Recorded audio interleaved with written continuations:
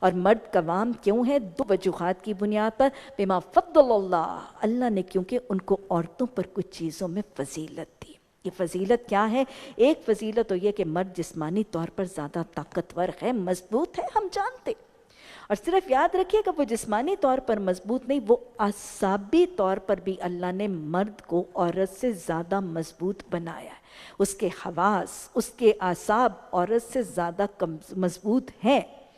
عموماً آپ نے دیکھا ہوگا کہ عورتیں چھوٹی چھوٹی باتوں پر روتی ہیں، چھوٹی چھوٹی باتوں پر فوراً لڑنے جھگڑنے لگتی ہیں اور شور شرابہ ہنگامہ مچا دیتی ہیں، لیکن عورتوں کے مقابلے میں 90% مرد زیادہ متحمل، زیادہ حلم، زیادہ بردباری اور زیادہ حلم اور ٹھہراؤ کا مزاج رکھتے ہیں۔ ایک تو وجہ یہ، اور دوسری وجہ بما انفقو، اس وجہ سے بھی مرد کو قوام بنایا گیا کہ معاشی کفالت کا بوجھ بھی اسی کے کندھے پر ڈالا گیا۔ تو جو کھلائے گا، پلائے گا، جو کمائے گا، جو لائے گا، اتھارٹی اسی کی ہے۔ جو اکنامک سٹرینز برداشت کرے گا، جو معاشی بوجھ اٹھائے گا، پھر اتھارٹی اور رائے اس ہی کی مقدم رکھی جائے گی، اس معاشی کفالت کی وجہ سے، اور دوسرا اس کے اس اعصابی اور جسمانی مضبوطی کی وجہ سے اس کو قوام بنا دے گا۔ اور ویسے بھی یاد رکھیے گا، واضح طور پر معاشی کفالت مرد کی ذمہ داری ہے، عورت پر معاشی کفالت کا بوجھ نہ ڈالا گیا ہے، نہ اللہ نے ڈالا ہے، نہ اس کا شوہر، اس کا باپ، اس کا بھائی اس پر ڈال سکتا ہے۔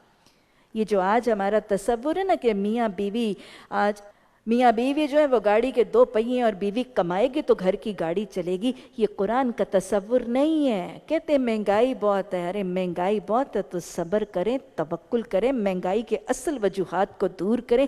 بیٹیوں اور بیویوں کو نکال کے ان سے کمائیاں کر کے کھانا، یہ شریعت کا مزاج نہیں ہے۔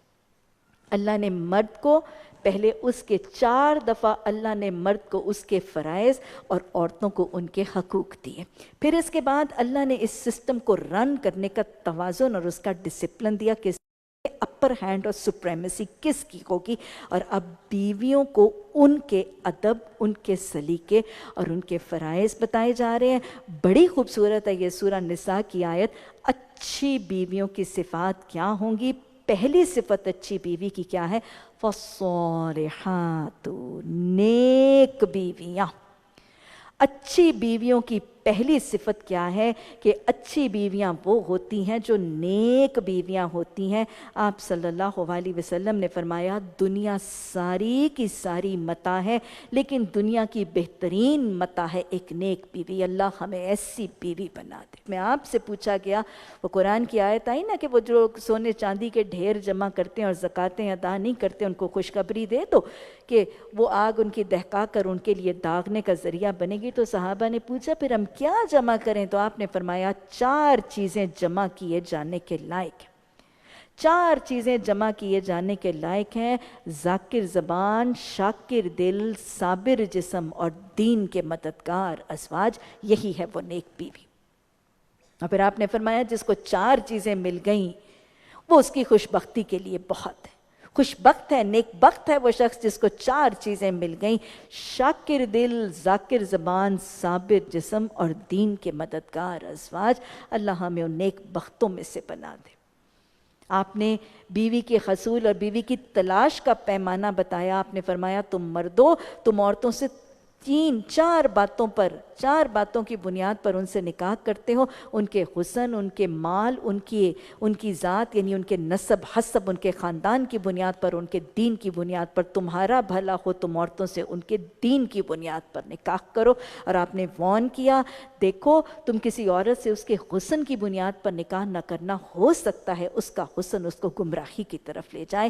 تم کسی عورت سے اس کے مال کی بنیاد پر نکاح نہ کرنا، ہو سکتا ہے اس کا مال اس کو سرکشی کی طرف لے جائے۔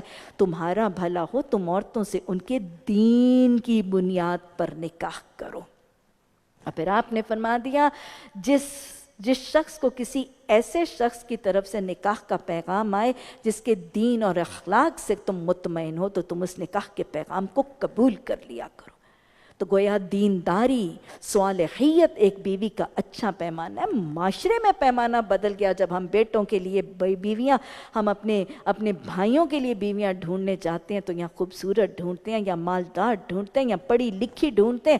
خوبصورت ڈھونڈتے ہیں تاکہ وہ راضی رہے، مالدار ڈھونڈتے ہیں تاکہ مالی کفالت کرے، کھاتے پیتے گھرانے کی کسی سوکھے باپ کی بیٹی ڈھونڈتے ہیں تاکہ ساری زندگی معاشی کفالت کرے، ڈھیر سا جہیز لائے، اور پھر یہاں پڑھی لکھی لاتے ہیں کہ اس کی معاشی بیساکھی بن جائے۔ شریعت نے پیمانہ سکھا دیا، دین اور اخلاق تمہارا پیمانہ۔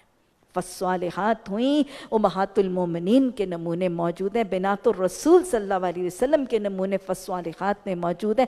اور پھر کس سے سنے نہیں ہیں؟ حضرت ام عمارہ ہیں، ام سلیم ہیں، ابو دحدہ کی بیوی ابو دادا ام دحدہ ہیں، ام سلمہ ہیں، حضرت جابر بن عبداللہ کی بیوی ہیں، رسول اللہ صلی اللہ علیہ وسلم کے میزبان حضرت ابو ایوب انصاری کی بیوی ہیں، سب اپنے شوہروں کے دین کی معاون فالصالحات بھی تو تھیں۔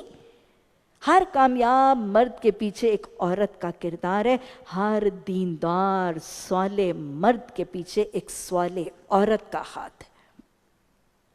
اللہ ہمیں صف سے متصف فرما دے۔